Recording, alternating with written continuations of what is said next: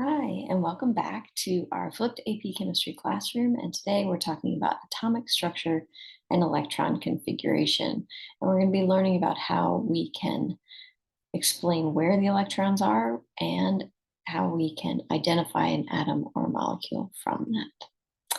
So, just a quick reminder, this is mostly a review from chemistry. So, our atoms are made up of protons, neutrons, and electrons. Protons and neutrons are in our nucleus, and the electrons move around that nucleus. And the majority of the mass of the atom comes from the protons and the neutrons, but the volume of the atom comes from the electrons. So, how do we describe where those electrons are?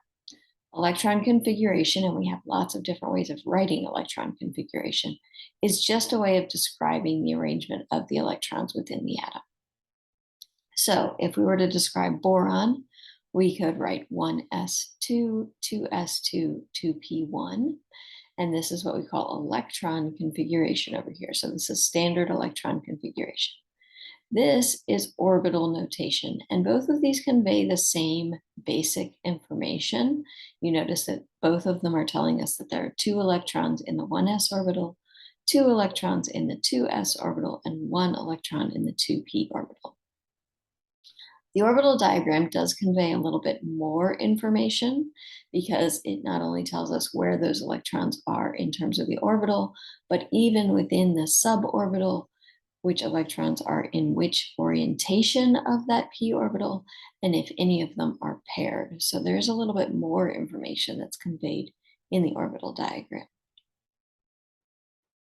And we'll talk more about how we write these.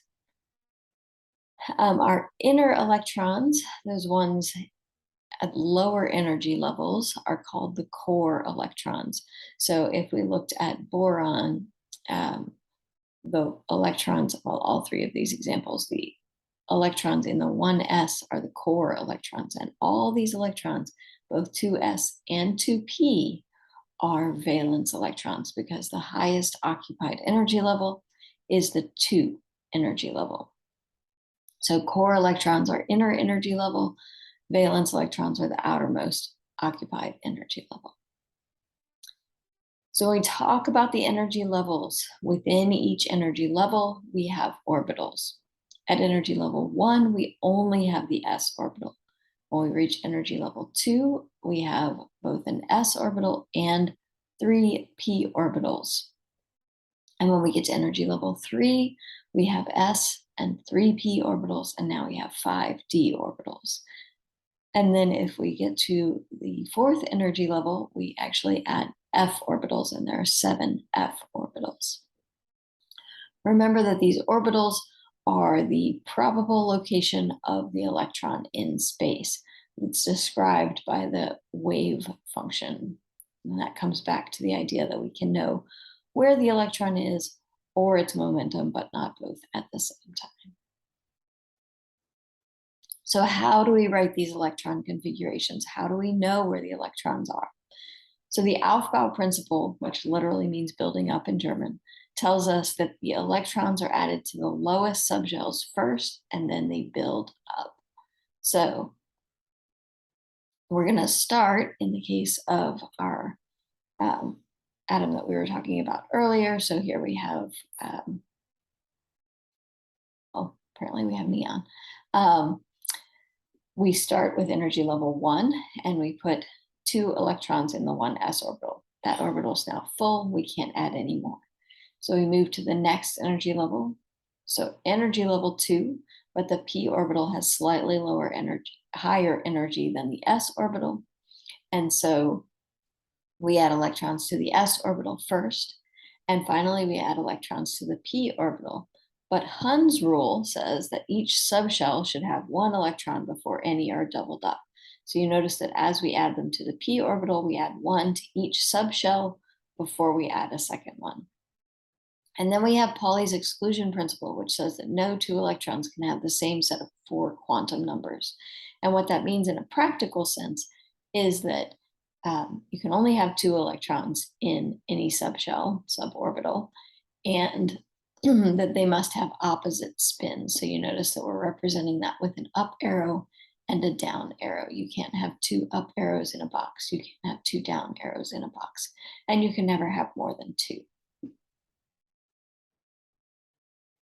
So when we go to write electron configuration, so we we're just talking about orbital notation. When we go to write electron configuration, we're going to write the shell number, the orbital name, and then as a superscript, the number of electrons. So as an example, with fluorine, we write 1s, and then there's 2 electrons in the 1s. We write 2s with 2 electrons in the 2s. And then because fluorine only has 5 electrons in its 2p orbital, we put a 5 here. These numbers should always add up to the atomic number of the element. And we're going to look at a periodic table in just a minute, and we can show how you can use the periodic table to tell you what these numbers should be as well. Notice that when we write electron configurations, we're not representing Hund's rule or the Pauli exclusion principle. So fill each sublevel with electrons until you've used all the electrons in the atom. And you've seen this, you can write it from the bottom up or the top down. But as we increase in energy, we fill the 1s, then the 2s, then the 2p, then the 3s, then the 3p, then the 4s before the 3d. Remember that when it's empty, the 3d energy level is slightly higher than the 4s energy level. Once they're occupied, they kind of flip. But so we can remember this pattern, or we can use our periodic table. And this is certainly my preferred way of writing electron configurations. So if we remember that the first 2 columns on the periodic table, those electrons are in the s orbital, and the last 6, they're in the p orbital, with the exception of helium. So we know that if we're trying to identify silicon, for example, that the last occupied orbital is the 3p orbital, and that we're only 2 blocks into the 3p orbital. So the 3p only has 2. So we know that this ends in 3p2. And then we can kind of work backwards and say, okay, well, the 3s2 is also filled. The 2p is filled, so that would be 2p6. The 2s is filled, so that would be 2s2. And then the 1s is filled, so that would be 1s2. So you can look at any element on the periodic table and just from its location, know exactly where its electrons are. There is a shortcut we call the noble gas abbreviation, and this is just an abbreviated form of electron configurations, going back to that idea that silicon here has 2 electrons in its 3p and 2 electrons in its 3s. And then it has everything that neon has. And so we would abbreviate this one with a square bracket neon, closed square bracket, and then 3s2, 3p2. So the example I have here on the slides for you is scandium. Instead of writing out the full electron configuration for scandium, we could just say that everything from here, this 1s2 to the 3p6, those are the same electrons that argon has. And then scandium has, in addition to the same electrons that argon has, it has 2 electrons in its 4s and 1 electron in its 3d. So this is a lot quicker and easier to write. You have to remember that you have to go back to the previous noble gas, because what you're looking for is to say that it has all of these electrons plus these extra ones. So here's a breakdown of how to do that. We're going to find the symbol for the element. So in this case, we're working with zinc. We're going to write this nearest smaller noble gas. So even though krypton is close, we need to go back to the smaller one. So we're going to write argon. And then we're going to say what the outer electrons are. So we have 2 electrons in our 4s and 10 electrons in our 3d.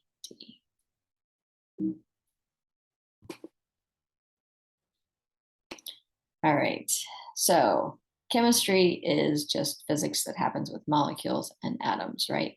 So chemistry is governed by these forces that exist between charged particles. And the strength of those electromagnetic forces are determined by two different factors.